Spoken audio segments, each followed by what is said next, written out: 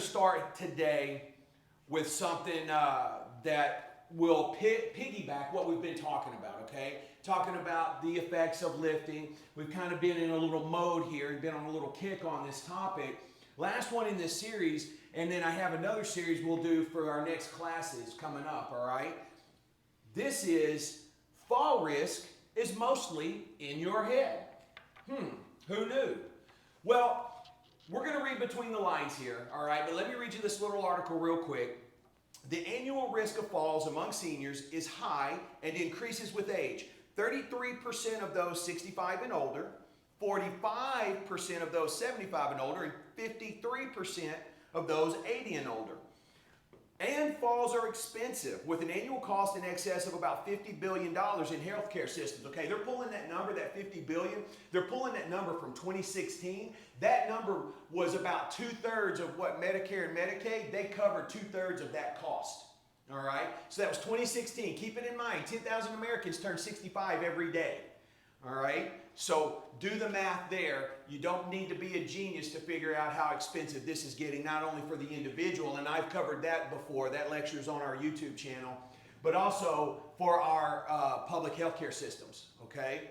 Now, most people think of a fall risk as an issue caused by the body and the environment. That's partially true. I'll get back to that.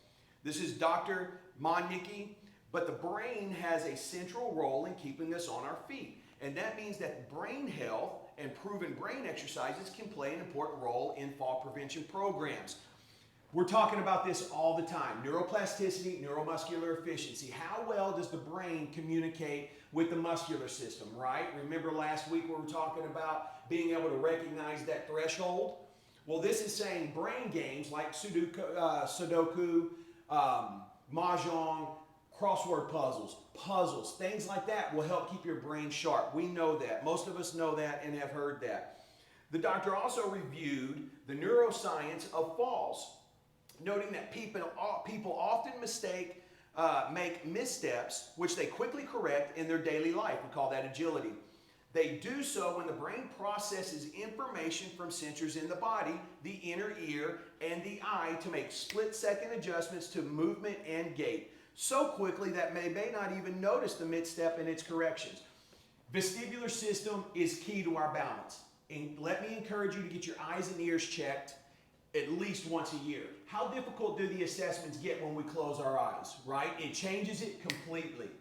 That's how important the vestibular system, eyes and ears, are to balance. Now, secondly, we have mechanoreceptors at the bottom of our feet that detect pressure, right? We go too far forward, signals to the brain tell us to go back, too far back, we need to go forward, and so on. We also have proprioceptors in our skin that help our brain detect where our limbs are in space and time. If you've known anyone that has had an amputation and they have experienced phantom limb pain, that's because the brain is trying to connect to those proprioceptors that are no longer there, all right? So this is what this doctor is alluding to. Now, starting in our late 20s, most people begin to experience a slowing in the brain processing. Has anyone experienced the slowing of the brain processing? A little bit? No, I thought it was great in my 20s. Yeah, 20s, yeah, that young. So initially, these changes are not even noticeable, but they're measurable in thousandths of a second. So we're splitting hairs here. With passing years, the slowing accumulates, and the brain often fails in making those split-second adjustments. So what we're getting at is that this doctor reviewed 3 studies that were funded by the National Institute of Aging, and he went through and he covered all 3 of these. And what he found was that one showed the brain exercise group had significantly better fall risk after training than the control group, who progressed to a high fall risk. So what he's saying is those guys that practice those puzzles fell less in this study here. The second study, it showed the same thing. Third is talking about the same thing. It followed 2,832 people over a 10-year period. Those who practiced brain exercises had a history of falls, 31% less than those who did not. So, do your puzzles, guys, all right? It's worth it.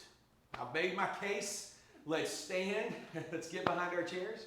I don't know if it was this class, but was that Expectancy, 6 months to a year. Yeah, This class. that's right. So once you experience a fall, you're going to be twice as likely to fall again in the next 3 to 6 months, okay? The research tells you that if you have a significant fall, and that's defined by a break, a hip, break an arm, break a shoulder, your life expectancy is about 2 years. That's the research. When I was interviewing Dr. Khan, who is a concierge physician here in town, he was formerly a geriatrics physician, he told me in his practice that it's usually about 6 months to a year. And that is incredible, all right? So, but the more, listen, I had 2 people fall this past week. One guy missed a step stool and fell, so that's not necessarily walking and falling, right? And then I'm working with another lady now that has dementia. And she can't remember how she fell, and her husband, her partner wasn't around, okay? So the thing is both of them are okay. And the guy who fell off the step ladder, he was changing a light, and he just went to step and missed the step. He accredits his health now, his ability to avoid a break on his exercise, on the stuff that we've been doing. Because he said I was more flexible because I got twisted around. Had I not been doing some of the stretching we're doing with me, Chris, I wouldn't have had the flexibility. I've never been able to get my arms over my head and touch my thumbs, but I found myself in that position on the ground. I would have torn something or broken something.